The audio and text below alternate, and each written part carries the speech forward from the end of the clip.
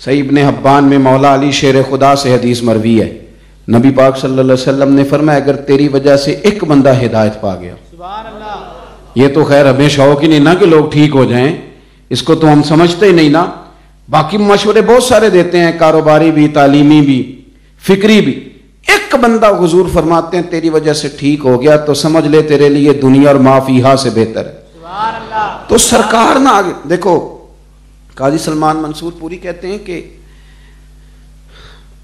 بات کا آپ کو پتہ ہے صرف اشارہ کرنا مقصود ہے، کہتے ہیں کہ جب ابو جہل مجمع میں حضور سے سوال جواب کرتا تو سرکار جواب دیتے تھے، لیکن وہ بدبخت کبھی کبھی نا ذاتی باتیں چھیڑ دیتا تھا، اور آپ کبھی وہ تانے گنے نا جو معاذ اللہ انہوں نے حضور کو دیے۔ جناب ابو طالب کے پاس آ کے جب انہوں نے کہا کہ یہ دولت چاہتے ہیں تو دیتے ہیں، آج بھی لوگ کہتے نہیں دینداروں کو کہ ان کو پیسے چاہیے، ان کو اقتدار چاہیے، بڑی جلدی الزام نہیں لگتا، کوئی مسجد شروع کر لیں صحیح، جس نے کچھ نہیں دیا ہوتا وہ کہتا ہے خزانچی کھا گیا ہے، کوئی شے نہیں دی ہوتی۔ بھائی انہوں نے یہ ساری باتیں کی، ان کو دولت چاہیے، اقتدار چاہیے، کسی عورت سے نکاح چاہتے ہیں، نہیں، ان کی سوچ ابھی بھی وہاں اڑی ہوئی تھی کہ معاذ اللہ شاید دنیا داری کے لیے سارا کچھ ہو رہا ہے۔ حضور سید عالم علیہ السلام جنگل کی جانب جا رہے تھے، ابو جہل پھر آ گیا سامنے اور معاذ اللہ وہی باتیں دہرائیں کہ آپ کو کیا درکار ہے، کیا چاہیے، سخت سست کہا۔ ہر بندہ اس قابل نہیں ہوتا کہ اسے ہر سوال کا جواب دیا جائے۔ ہاں وَإِذَا خَاطَبَهُمُ الْجَاهِلُونَ قَالُوا سَلَامًا، کچھ جاہل ایسے بھی ہوتے ہیں جنہیں نیرا سلوٹ ہی کرنا چاہیے، ہر ایک سے نہ الجھا کرے، ہر بندہ اس قابل ہے۔ آپ اٹھا کے لے آتے ہیں جی اس نے بھی کچھ کہا ہے جواب دیں، تو میں کہتا ہوں اس قابل ہے کہ اس کو جواب دیا جائے؟ یہ اس قابل ہی نہیں کہ اس کی بات بھی سنی جائے، آپ جواب دینے کی بات کر رہے ہیں، ہر بندہ اس قابل نہیں۔ اور یہ فکر قرآن پاک کی ہے کہ قالوا سلاما کہو، بحث نہ کرو اس بندے سے۔ اب وہ بولتا جا رہا ہے، حضور خاموش ہیں، اور خاموشی بہت بڑا طوفان ہوتی ہے۔ وہ پاگل ہو گیا، کتنا بڑا سردار ہوں، یہ جواب ہی کوئی نہیں دیتے۔ ہاتھ میں ڈنڈا تھا معاذ اللہ، اس نے حضور کے سر نور پہ مار دیا۔ لونڈی دیکھ رہی تھی حضرت امیر حمزہ کی، جناب امیر حمزہ کو اس نے بتایا، اور خاتون تھی نا، رو کے بتایا، کہنے لگی اس لیے مارتا ہے کہ ان کا والد کوئی نہیں، اس لیے مارتا ہے۔ امیر حمزہ کیا فائدہ تمہارے شکار کھیلنے کا اور گھوڑ سوار ہونے کا اور تیر انداز ہونے کا جب تم بھتیجے کی حفاظت ہی نہیں کر سکتے۔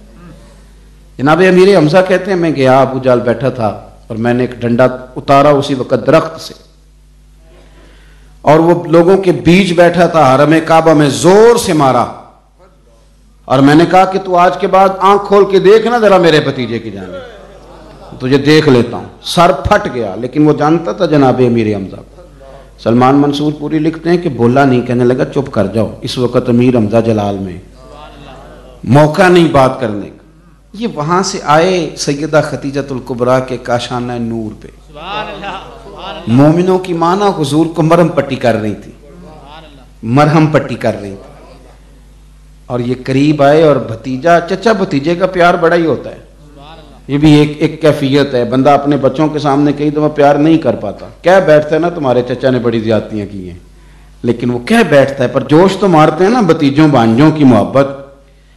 تو گئے جناب امیر حمزہ اور بڑے درد کے ساتھ کہا بھتیجے اب فکر کی کوئی ضرورت نہیں، میں نے اتنے زور سے ڈنڈا مارا کہ پھٹ گیا اس کا سر، خوش ہو جا، راضی ہو جا۔ رو رہے ہیں جناب امیر حمزہ۔ سیدہ خدیجہ نے سنا تو وہ بھی روئیں، مقدس آنکھیں میرے محبوب کی بھی بہیں۔ پھر چپ کرایا، آنسو پونچھے، کہا کہ کیوں روتے ہیں؟ میں نے کہا ہے نا میں بدلہ لے آیا ہوں، آپ فکر نہ کریں، اب میں نے زور سے مارا ہے۔ حضور اٹھے، چچا کا بازو تھاما، اپنے سینے پہ رکھا، کہا چچا میں ابو جہل کا سر پھاڑنے سے تو راضی نہیں ہوتا، میں نے کہا کہ وہ درد جو حضور کو لیے پھرتا ہے جگہ جگہ اور سرکار اس کیفیت سے جاتے ہیں، میں اس کا سر پھوڑنے سے تو راضی نہیں ہوتا۔ بھتیجے آپ کیسے راضی ہوتے ہیں؟ فرمایا آپ میرے دین کا کلمہ پڑھے میں راضی ہو جاؤں گا، میں تو اس طرح راضی ہوں گا کہ دین میں آئیں، آپ دین میں داخل ہو میں راضی ہو جاؤں گا، ختم ہو گئی بات۔ تو چونکہ اس وقت محبت جوش میں تھی تو حضرت امیر حمزہ رضی اللہ تعالیٰ نے حضور کے آنسو پونچھے اور سینے سے لگایا، فرمایا بیٹا اگر اسی طرح راضی ہوتے ہیں भतीजे इसी तरह राजी होते हैं तो पढ़ाए कलमा, मैं कलमा पढ़ने को भी तैयार। ये दर्द जब आप यकीन करें, हजरत बायज़ीद बुस्तामी किसी काफिर नौजवान को देखते तो रो पड़ते, कहते या अल्लाह इसे ईमान की तौफीक दे दे, इतना सोना बना के तो दोज़ख में डालेगा। ये दर्द है। हजरत अबू बकर शिबली अलील हो गए, शदीद अलील। बादशाह वक्त अकीदतमंद था आपका, आप इतने अलील थे कि खड़ा नहीं हो जाता था टांगों पे। तो बादशाह ने ना बगदाद का सबसे काबिल हकीम तलब किया, कहा मेरे शेख अगर ठीक हो गए तो फिर तुझे ना दोबारा दुकान करने की जरूरत नहीं पड़ेगी, मतलब शतब तेरा खत्म, इतना दे दूंगा कि तू जिंदगी भर। अब उसने भी कहा कि अच्छा चांस लग गया है, आजकल तो वैसे भी लोग इस तरह का चांस चाहते हैं। तो कहा खत्म हो गया सारा कुछ, अगर मेरे शेख ठीक हो गए। तो वो तबीब हजरत अबू बकर शिबली रहमतुल्लाह अलैह की इलाज के लिए आया। वो कहते जितने मेरे पास बेहतरीन नुस्खे थे मैंने सारे ही इस्तेमाल किए। मेरी बातों की समझ आ रही है आप हजरात को? सारे। लेकिन बाबा जी टास से मासी नहीं होते। तो अब वो जब बंदा थक जाता है तो फिर कई दफा खरी खरी भी करने लग जाता है। तो वो तबीब था ईसाई, उसने खरी खरी शुरू कर दी। कहने लगा बाबा मेरी सुन बात, कोई तू ही बता कि तू किस तरह ठीक हो सकता है। मैं तो हर चीज छोड़ छाड़ के आ गया था कि बच जाऊंगा, पर तू ठीक ही नहीं हो रहा, कोई मेहरबानी कर खुद ही बता दे। तो हज़रत अबू बकर शिबली फरमाने लगे मेरा इलाज तेरे पास है, अगर तू करना चाहे तो। उसने कहा हुजूर वो कौन सा? फरमाने लगे तू कलमा पढ़ जा, मैं खुशी में ठीक हो जाऊंगा कि मेरे हाथ में एक बंदा मुसलमान हो गया है, कलमा पढ़ जा। तो शख्स कहता मैंने कलमा पढ़ लिया, मैंने कलमा पढ़ लिया। कलमा पढ़ा तो थोड़ा सा ना हजरत खड़े तो हुए पर टांगे कांपती थी। तो कहने लगा हुजूर आपने कहा था खुशी में ठीक हो जाऊंगा, वो पूरा खड़ा नहीं हुआ जाता। फरमाने लगे तूने भी तो अभी आजमाने के लिए ही पढ़ा है ना कि देखूं ठीक होता कि नहीं, तो दिल से पढ़ मैं मुकम्मल ठीक हो जाऊंगा। तो वो शख्स कहने लगा हुजूर अल्लाह ताला आपको जज़ा दे, मैं वाकई आजमा रहा था पर मुझे समझ आ गई है आपका दीन भी सच्चा है और उम्मत के फुकरा का दीन के साथ दर्द भी सच्चा है। अब मैं कल मेरे भाई ये शौक, आप यकीन करें ये शौक है कि कोई नौजवान नमाजी हो जाए, ये आप शौक पैदा करें कि कोई दाढ़ी वाला हो जाए, आप ये शौक पैदा करें कि किसी का कुरान मजीद ठीक हो जाए, आप ये शौक पैदा करें कि कोई मस्जिद बन जाए, आप ये शौक पैदा करें कि दीन की तफासिर लोग पढ़ने लगे। ये इस शौक को आप प्रमोट करें, इसको लेके चलें। मेरे नबी पाक अलैहिस्सलाम ने इस शौक को जगह जगह पहुंचाया। ये हुजूर का दर्द है कि लोग मुसलमान हों, लोगों के अखलाक ठीक हों, लोगों का किरदार। ये इस दर्द ने हुजूर सैयद आलम सल्लल्लाहु तआला अलैहि वसल्लम से दुआएं कराई। यानी काफिर पत्थर बरसा रहे हैं, दांत मुबारक शहीद हो रहे हैं, जनाब सिद्दीक अकबर जैसे ठंडी तबीयत के लोग कह रहे हैं हुजूर आज दुआ कर ही दें ये तबाह हो जाए।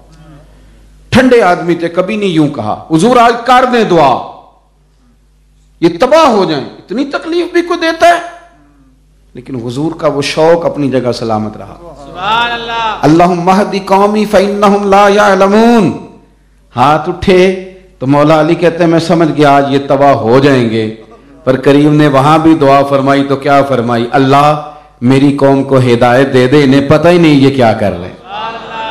आप यकीन करें मिल्लत में ऐसे जवान हैं जो अपने गुनाहों से तंग आ गए, उन्हें कोई नहीं मिलता जिसके करीब जाएं तो कोई उनकी रहनुमाई करे।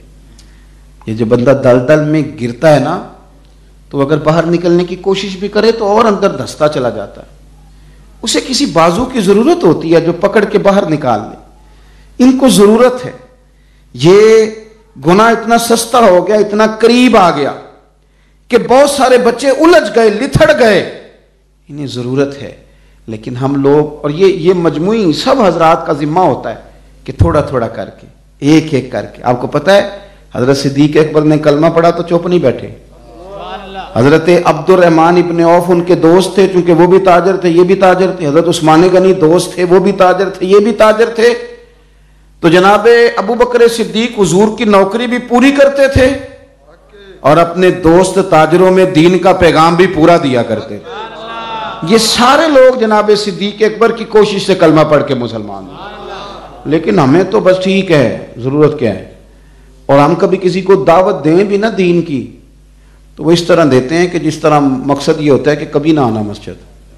او بھائی آ جائے کر کدی مسیطیں کتنے کھڑنے نہیں پیسے، تو یہ آپ نے دعوت نہیں دی، یہ آپ نے طنز کیا ہے.